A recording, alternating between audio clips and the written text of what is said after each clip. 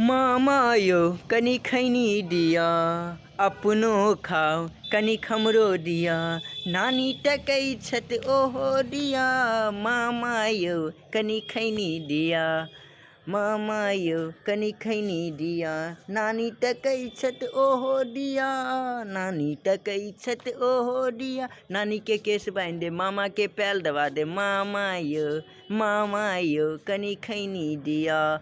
मामा यो कनी खैनी दिया।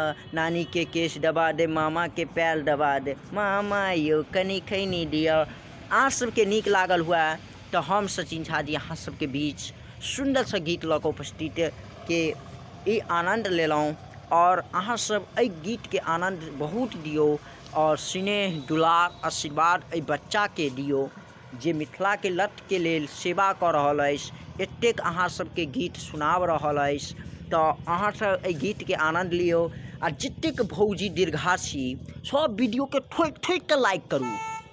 जतेक अहाँ सब लाइक नहीं करै छी ई गलती बात छै। अहाँ सब लाइक नहीं करै छी गलत बात छै।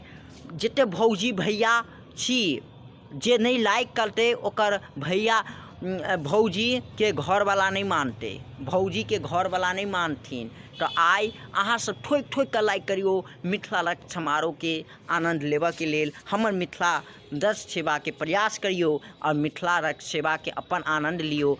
और मिथिला में जतेक कथु होइए ओहि पर हम गीत बनाबऽ के लेल बहुत आनंद लै छी और अपन मिथिला रक्त सेवा के आनंद लेबऽ के लेल हमर यूट्यूब चैनल सचिन झा मनपुर बिहार के चैनल के सब्सक्राइब करूँ और मिथिला रक्त सेवा के प्रयोग करियो। और जय मिथिला जय मैथिली सचिन झा जी के चैनल के डिलीट कऽ कऽ अहाँ सब सब्सक्राइब करूँ, लाइक करूँ, कमेंट करूँ और शेयर करूँ। जय मिथिला जय मैथिली जय सचिन झा और मिथिला रक्त सेवा के पूरब मिश्रा की जय हो और मिथिला रक्त सेवा के आनंद लियो।